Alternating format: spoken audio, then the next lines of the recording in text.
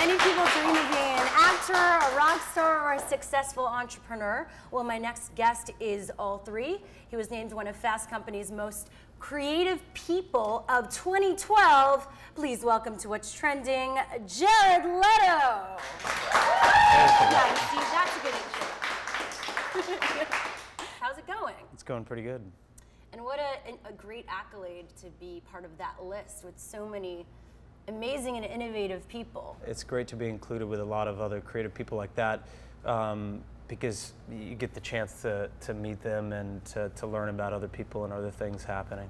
So what inspires you in that whole world, that realm? A lot of people might be surprised. They obviously know you from the film world or TV and entertainment and music. Yeah. But when was that pivot to being an entrepreneur? I've always had an entrepreneurial spirit, and I think as a musician you have to be, or else it's kind of a sink or swim thing these days. You have a collapsing industry, and if you want to have, and if you care about having some responsibility, some control, and then some input, then it probably is a smart thing to do. And now you've developed a marketing company out of it, social media management.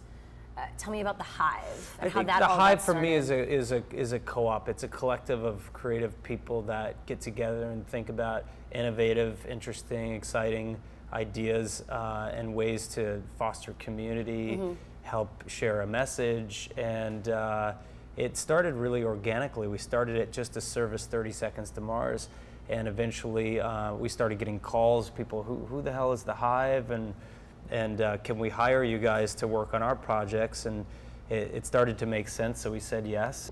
We like the small company that we are right now, and it's, I think, a common struggle for a lot of businesses, growth, and how to keep an eye on that, you know. So what is your strategy, your social media strategy? Like, our strategy what advice do you give people? Well, our strategy is simple. We don't have any smoke and mirrors.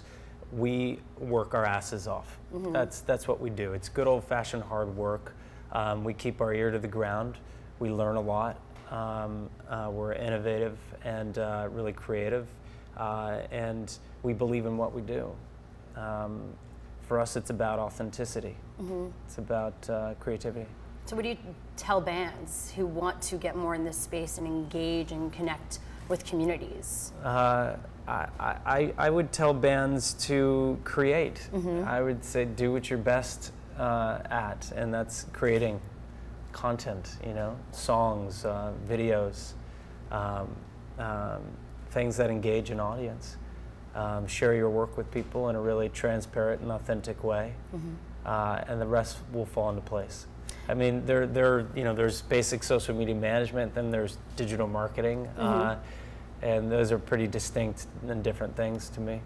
So you said how the industry is crumbling, which I think did I say collapsing? Collapsing. Yeah. Let's rewind. No. I think it should be. If I didn't say collapsing, it should be, because it is. It's so how do people monetize this day and age? What are your thoughts on the platforms that are out there right now, whether it be the Spotifys or the RDOs, and other ways to monetize? I mean, I wouldn't call that monetizing for artists. Yeah. It's monetizing for someone, but it's not monetizing for artists. I've never seen a check for any streaming service, and I doubt I ever will, and that's okay.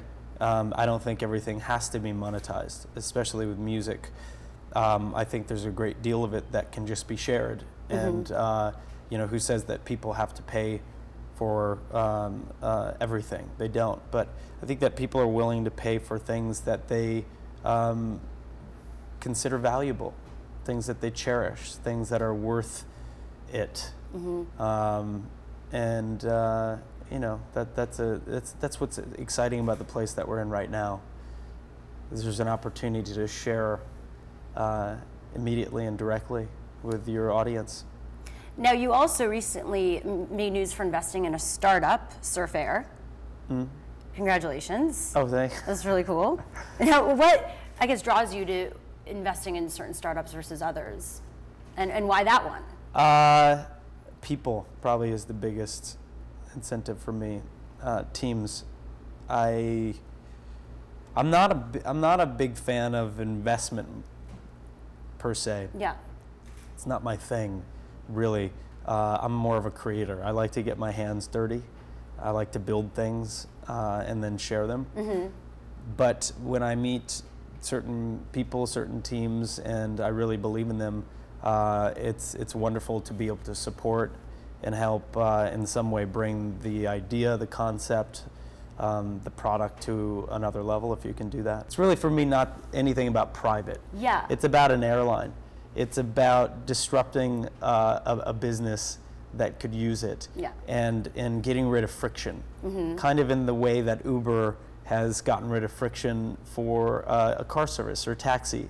I think that Surf Air is going to alleviate some of that tension and friction as far as air travel. You also have the one and only Golden Tickets, which is another startup providing unique and different fan VIP experiences. Yeah. Tell me how that got started and what's the coolest VIP experience you've done for a fan so far? We've done New Year's Eve parties and dinners for people. We've had special shows where people watch from the side of the stage and get access to, you know, a vantage point they could have never imagined. And we really love this business because we get to create the most amazing experiences for people, and in a sense make dreams come true. And that's what we're passionate about too. And we actually got some fan questions via Twitter. Awesome. From @SkylarRemixBelu asks, would love to hear Jared Leto's thoughts on the future of the artist fan experience using social tools such as Vert. What are your thoughts? Well, Vert is a company that I started in December. We're in beta right now, and what we do is we sell individual digital tickets to live events, and then we broadcast them online in a social theater. And it's really the first company of its kind, and it's an important company for artists and for audiences out there because it allows us to disrupt the sponsorship model and to share our live content out there in a really different way. Great. And now another one from @Miglet. Ask Jared Leto what some of his favorite apps are. Can't wait for this week's What's Trending. My social mobile application, I would say, was Path.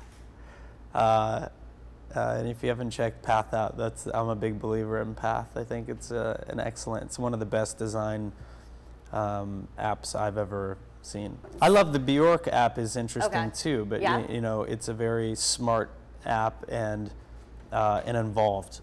So, but for creativity, I think that's a beautifully designed app. And now finally, your band. You're back in the studio. We're going to see some music from you guys soon. Yes. It's interesting, your music. 2015. 2015, 2015. That's it, man. It's back. It's interesting though, your music video for Beautiful Lie 2.0, I feel like it's coming back around. Like it got released last year, but I've been seeing it in people's feeds recently. Yeah, we just released a documentary about the making of that video, and it was a really special time because we went 200 miles north of the Arctic Circle. Yeah.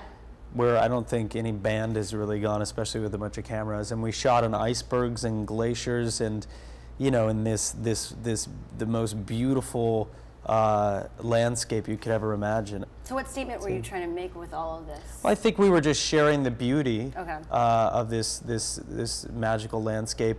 And if you watch the documentary, you can get on Vert Direct. If you watch the documentary, you see the video. It also celebrates the culture of the Inuit people who are experiencing global warming firsthand. You know, Jared, it was a pleasure having you on today, sharing your story. In and out. You're great. Thank you so much.